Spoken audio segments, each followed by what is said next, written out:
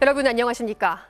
의대 증원에 반대하는 대형 병원 전공의들의 대규모 집단 행동이 당장 내일로 다가왔습니다. 국무총리는 직접 긴급 담화를 내고 국민의 생명을 볼모로 삼아서는 안 된다며 자제를 촉구했습니다. 현장에서 고생하는 의사들을 위한 4대 지원책을 강조하면서도 실제 의료 차질이 벌어지면 법적 처벌이 불가피하다는 경고도 거듭 내놨습니다. 첫 소식 김민찬 기자입니다. 의대 정원 확대는 더 늦출 수 없다고 한 정부는 절대적인 의사 수가 확보되지 않는다면 의료 개혁은 성공할 수 없다고 강조했습니다. 이 상태가 지속된다면 2035년에는 의사가 1만 5천 명 부족할 것으로 보입니다. 이른바 소아과 오픈런과 수도권 원정 치료도 이유로 제시했습니다. 그러면서 전공의 사직 등 의사들의 집단 행동은 국민 생명을 볼모로 삼는 있어서는 안 되는 일이라고 자제를 촉구했습니다. 정부는 지금까지 사직서를 제출한 전공의가 23개 병원 715명이며 실제 사직서를 수리한 경우는 없는 것으로 파악됐다고 밝혔습니다. 정부는 실제 전공의들의 집단 행동이 벌어질 경우 현장 조사를 거쳐 업무 개시 명령을 내리는 등 강경 대응하겠다는 방침을 거듭 강조했습니다. 국민의 건강과 생명을 지키기 위해서 법에 부여된 의무에 따라 가지고 필요한 조치를 취하도록 하겠습니다. 다만 의사들의 반발을 고려해 지원책도 재차 약속했습니다. 2028년까지 10조 원 이상을 투입해 필수 의료 수가를 끌어올리겠다며 전공의들의 근무 여건 개선과 지방병원 육성도 공언했습니다. 의료사고 처리 특례법을 만들어 중과실이 없는 의료사고의 경우 형사처벌에 대한 불안감이 없도록 하겠다고 밝혔습니다. 정부는 의사들의 실제 집단 행동에 대비해 전국 400곳 응급의료기관을 24시간 가동하고 공공병원의 진료 시간도 늘리기로 했습니다. 또 한덕수 국무총리 주재로 내일 오전 관계장관 회의를 열어 추가 대응책을 논의할 예정입니다. MBC 뉴스 김민찬입니다. 총리 담화에 대해 의사협회 비대위는 의사들을 향한 겁박이라고 맹비난했습니다. 문제는 전공의들이 집단 사직에 나서는 내일입니다. 수도권 빅5 병원의 전공의 수만 2,700여 명입니다. 이 병원들은 인력 공백에 대비해 수술 일정을 뒤로 미루고 있습니다. 대규모 진료 차질은 이미 시작된 셈입니다. 이어서 전동혁 기자입니다. 수도권 대형 병원들, 이른바 빅5의 전공의들이 밝힌 집단 사직 시점은 바로 내일입니다. 특히 세브란스 병원의 일부 전공의들은 사직과 동시에 진료 현장을 떠날 걸로 전해졌습니다. 소아청소년과의 한 4년차 전공의는 공개적으로 사직의 뜻을 전하며 19일 소청과 1에서 3년차의 사직서를 일괄적으로 전달하고 오전 7시부터 파업에 들어간다고 밝혔습니다. 병원 측은 내일 예약된 수술 환자 가운데 연기가 가능한 환자 명단을 확보하고 있습니다. 최악의 상황을 예상을 해야 되잖아요. 그러니까 이제 각 과별로 논의를 해달라는 거였어요. 빅5의 전공의들 숫자는 2,700여 명. 이들 대부분이 사직서 제출 다음 날인 20일 바로 근무 중단에 들어갈 경우 대규모 의료 차질이 불가피한 상황입니다. 상당수 대형 병원의 일부 진료과에서 이미 수술과 입원 일정을 조정하면서 환자들의 우려도 커지고 있습니다. 불안하죠. 저희 같은 흑인한치 아이들은 계속 이제 진료를 계속 꾸준하게 봐야 되는데 이게 어떤 변수가 생길지 모르고. 대한의사협회 비상대책위는 이미 대형 병원에선 파업이 시작된 것과 마찬가지라고 주장했습니다.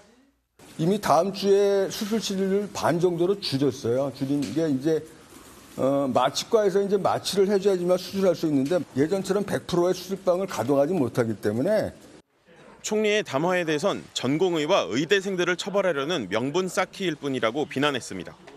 의사협회는 투표를 통해 의사회원들의 단체 행동 시작 시점을 정하겠다고 밝혔습니다. 여기에 원광대에선 의대생 160여 명이 집단으로 휴학계를 낸 것으로 확인됐습니다. 정부와 의료계 모두 강경 대응을 예고하면서 의료 대란의 조짐도 커지고 있습니다.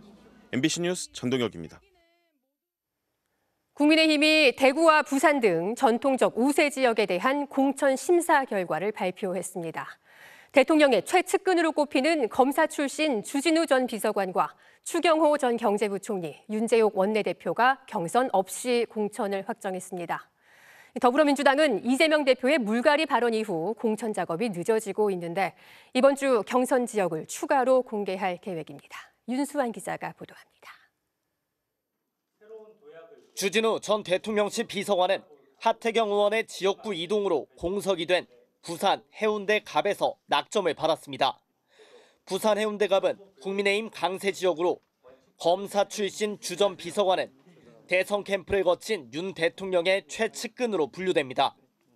단수 기준에 해당함에도 불구하고 그 출신에 따라서 굳이 역차별을 받아야 될 이유는 없다고 생각합니다. 이승환 전 대통령실 행정관도 서울 중랑을에 단수 공천되면서 전희경 전 비서관을 포함해 이른바 용산 출신 3명이 경선 없이 공천에 확정했습니다. 대구에선 윤재옥 원내대표와 추경호 전 경제부총리만 단수 공천을 받았습니다. 당의 요청으로 이른바 낙동강 벨트로 옮긴 서병수, 김태호, 조혜진 의원도 민주당 현역 의원들과 맞대결이 결정됐습니다. 반면 험지 출마 요구를 거부한 주호영 전 원내대표는 경선을 치르게 됐고 김기현 전 대표는 발표 대상에서 빠졌습니다. 대통령 특별 사면에 앞서 공천을 신청한 서천호 전 국정원 2차장도 일단 경선 대상이 됐습니다. 133곳 선거구 심사를 마친 국민의힘은 공천이 결정되지 않은 신청자들에 대한 지역구 재배치 작업을 예고했습니다. 본인이 오케이 하면은 동의한다 그러면은 수도권으로 경쟁력이 없는 쪽으로 후보가 없는 쪽으로 재배치할 수도 있습니다. 이재명 대표의 물갈이 발언 이후 상대적으로 공천 작업이 늦어지고 있는 민주당은 이번 주 경선 지역을 추가로 발표할 예정입니다. 이른바 비명계 현역 의원들이 포진한 수도권 지역구가 포함될 것으로 보이는데 민주당은 당선 가능성이 높은 호남 지역은 경선을 원칙으로 하겠다고 예고했습니다. MBC 뉴스 윤수환입니다. 고물가가 이어지면서 소비자들의 장바구니 풍경도 달라지고 있습니다. 비싼 생과일 대신 냉동과일과 냉동야채 소비가 늘었고 가성비 좋은 대용량 덩어리 고기를 찾는 분들도 많아졌습니다. 임현주 기자입니다. 경기도 일산의 한 대형마트에서는 올해 들어 대용량 상품 매출이 눈에 띄게 늘었습니다. 고물가에 장보기 부담스러운 소비자들이 고기나 식용유 같은 제품을 대용량으로 구입하기 때문입니다. 유튜브 같은 매체에서도 이런 고기를 손질할 수 있는 방법을 많이 알려주고 있고 생각보다 해보니까 쉽고 또 금액 대비 가성비가 좋은 것 같아서 자주 애용하고 있습니다. 특히 가격이 상대적으로 저렴한 냉동과일이나 냉동야채 매출이 작년보다 10% 이상 증가했습니다. 생과일보다 20에서 30% 저렴하고 오래 저장, 보관하며 드실 수 있는 냉동과일과 소분된 고기보다 상대적으로 저렴한 덩어리 고기를 찾는 고객분들이 많이 늘어나셨습니다. 지난해 기상재해 영향으로 사과와 배 등 신선과일 공급이 줄면서 가격이 크게 올라 냉동과일을 찾는 소비자가 증가해 냉동과일 수입량은 사상 최대를 기록했습니다. 생과일 너무 비싸요. 가격대가 지금도 토마토를 살라 했는데 2kg에 18,000원 내버리니까 확실히 선뜻 사기 쉽지 않은 것 같아요. 우유 물가 상승률도 14년 만에 최고치를 기록하면서 일반 우유보다 가격이 30% 이상 저렴한 멸균 우유가 인기입니다. 멸균 우유는 140도 이상 고온에서 멸균해 장이 약한 사람도 소화가 잘 되고 소비 기한이 긴 데다 25도 이하에서 실온 보관이 가능한 게 큰 장점입니다. 냉장고에 넣어놓는 것보다 계속 꺼내 먹는 게 제일 편한 것 같아서 그런 것 같아요. 지난해 멸균 우유 수입량은 3만 7천여 톤으로 전년 대비 20% 가까이 증가했습니다. 통계청에 따르면 지난달 식료품 물가는 전년 대비 6% 상승했습니다. 전체 소비자 물가 상승폭의 2배에 달하는 수치인데 유통업체들은 당분간 고물가 현상이 지속될 것으로 보고 가격 경쟁력이 높은 대체 식품 품목을 다변화하는 데 주력할 방침입니다. MBC 뉴스 임현주입니다. 러시아 대선을 한 달 앞두고 교도소에서 돌연사한 푸틴 대통령의 최대 정적, 알렉세이 나발니의 시신이 행방불명입니다. 러시아 당국이 시신을 은폐했다는 의혹이 제기되는 가운데 나발니를 추모하다 체포된 시민 수가 400명을 넘어섰습니다. 공윤선 기자가 전해드립니다. 정치 탄압 희생자들을 기리는 모스크바 슬픔의 벽 앞에 나발니의 사진과 꽃들이 쌓여갑니다. 한 여성은 주저앉아 울음을 터뜨립니다.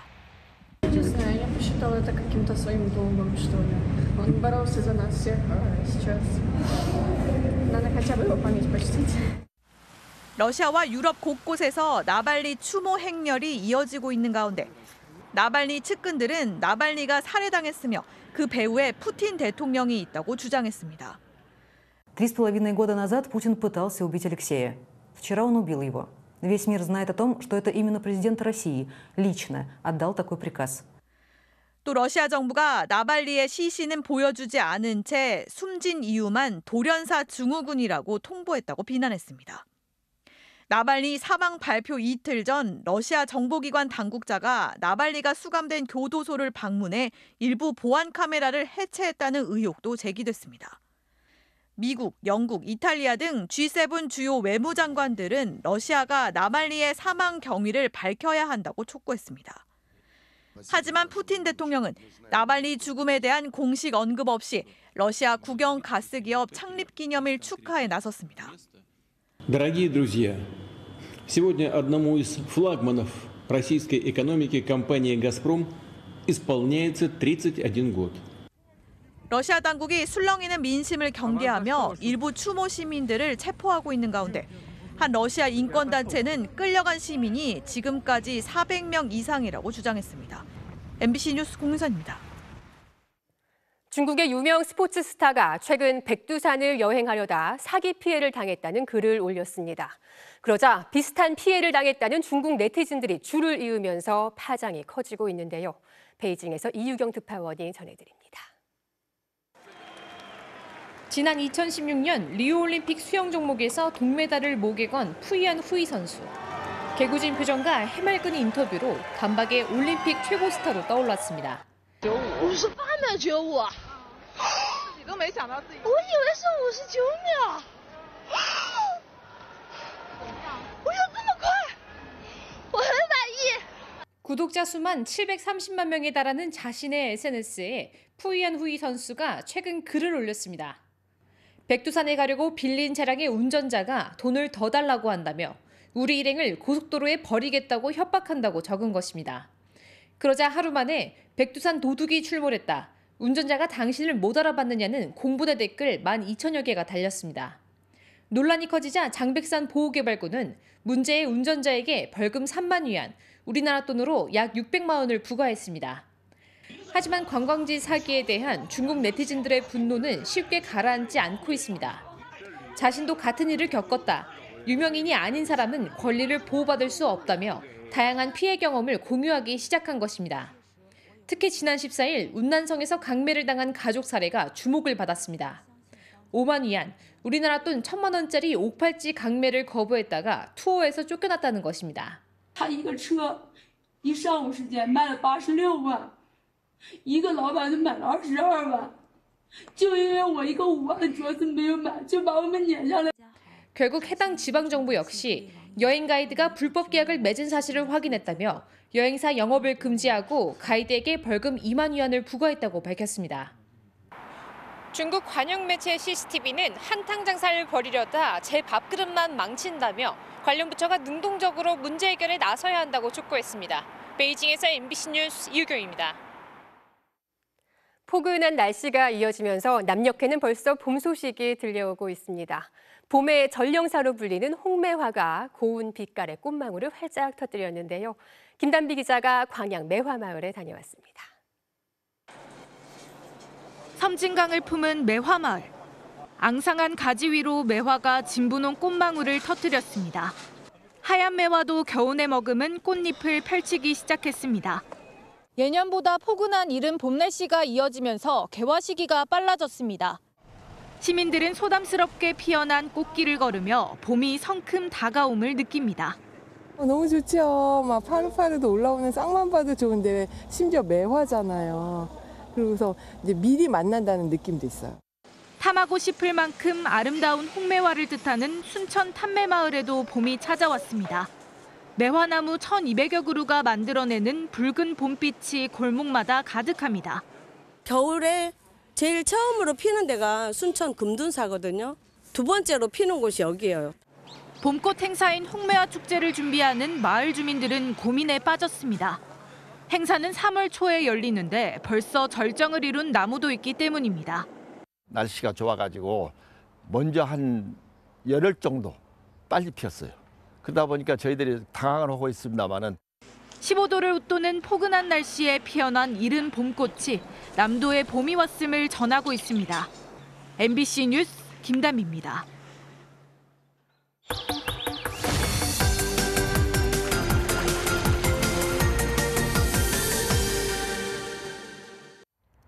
서울 중랑천을 찾은 겨울 철새들입니다.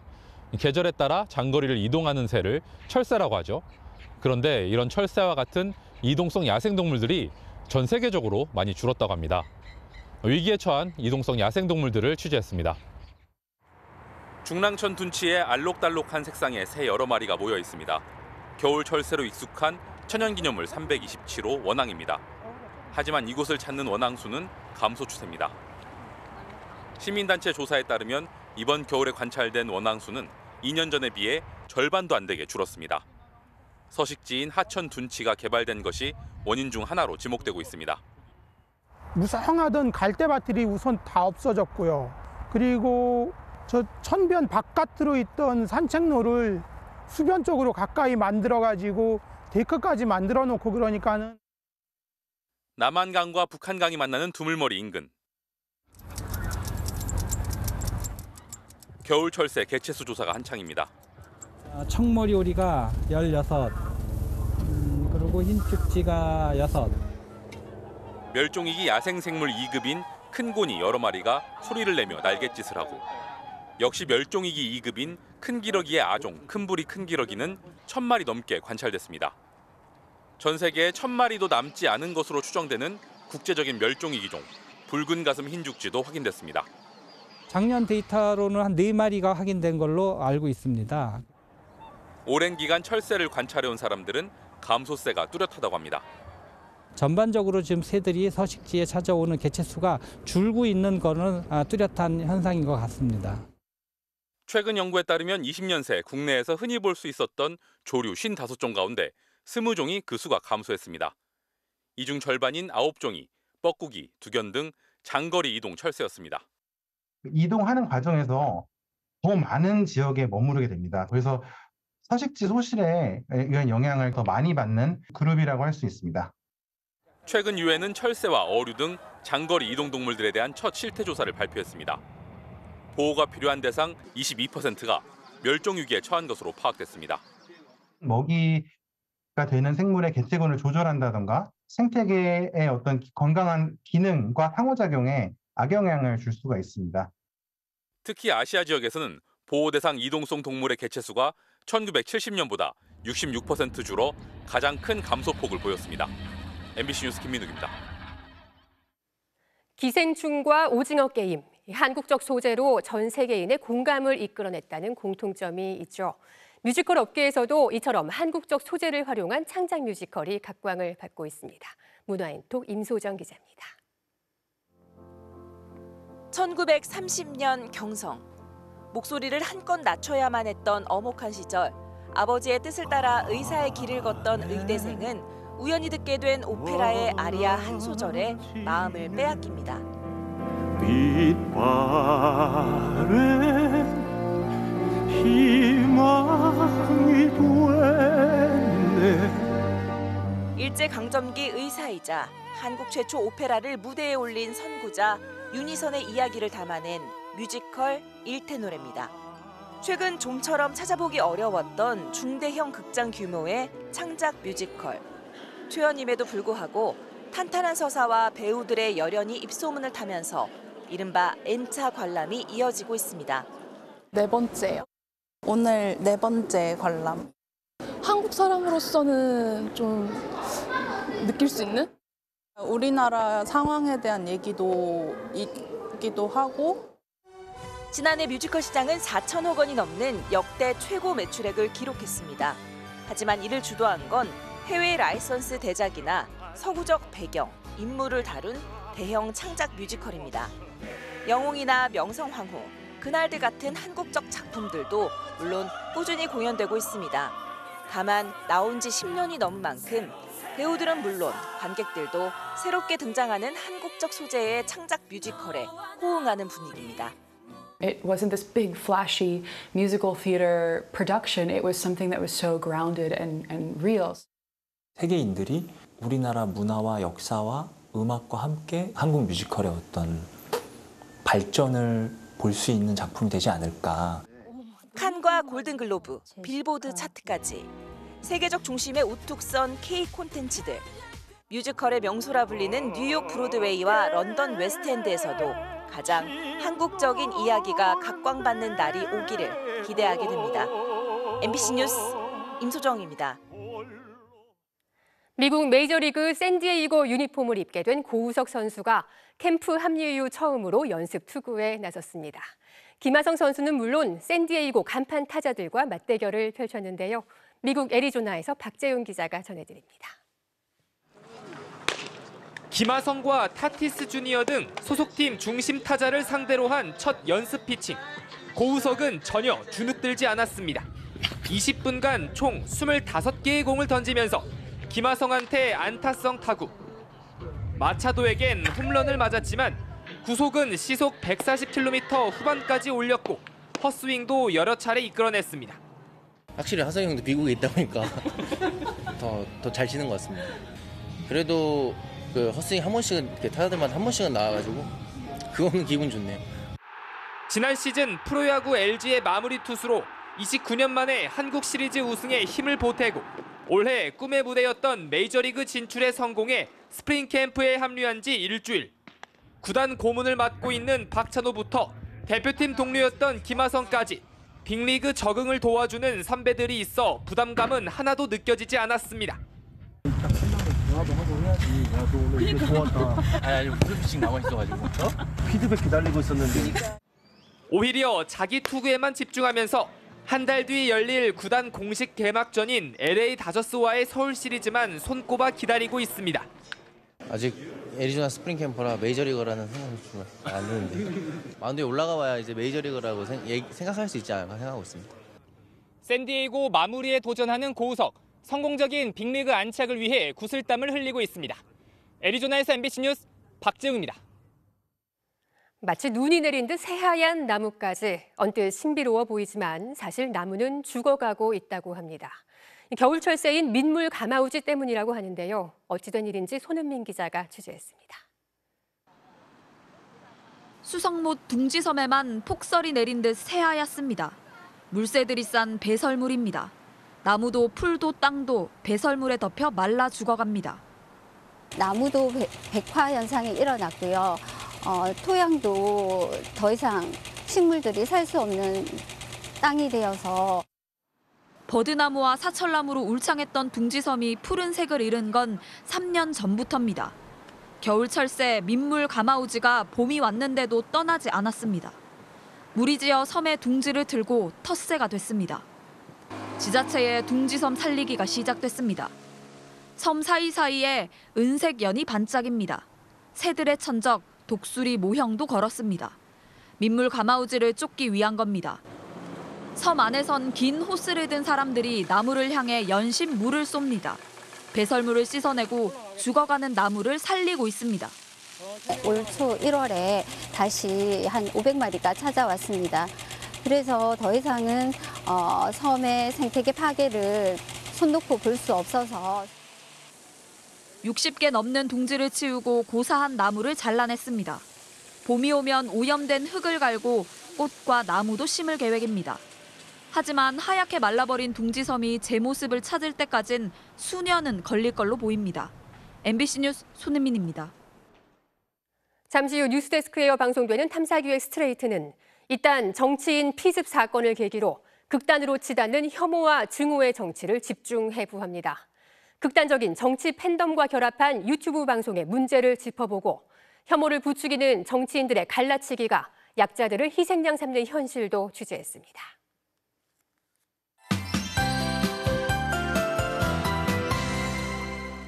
해빙기에 때 아닌 호우가 내리면서 피해가 우려됩니다. 강한 남풍에 동반된 따뜻한 공기가 유입되면서 전국에 비가 내리고 있고요. 지형적 영향도 더해진 제주에는 호우특보가 내려진 가운데 산지에는 시간당 30mm씩 세차게 쏟아지고 있습니다. 내일 오전까지 제주와 남해안 지리산 부근에는 벼락과 돌풍을 동반해 시간당 10에서 20, 제주 산지에는 한꺼번에 50mm씩 물폭탄이 떨어지겠고요. 이 비는 내일 밤이면 대부분 그칠 텐데요. 하지만 모레 영동 지방으로는 폭설구름이 밀려오겠고 남쪽으로는 또 다른 비구름도 지날 전망입니다.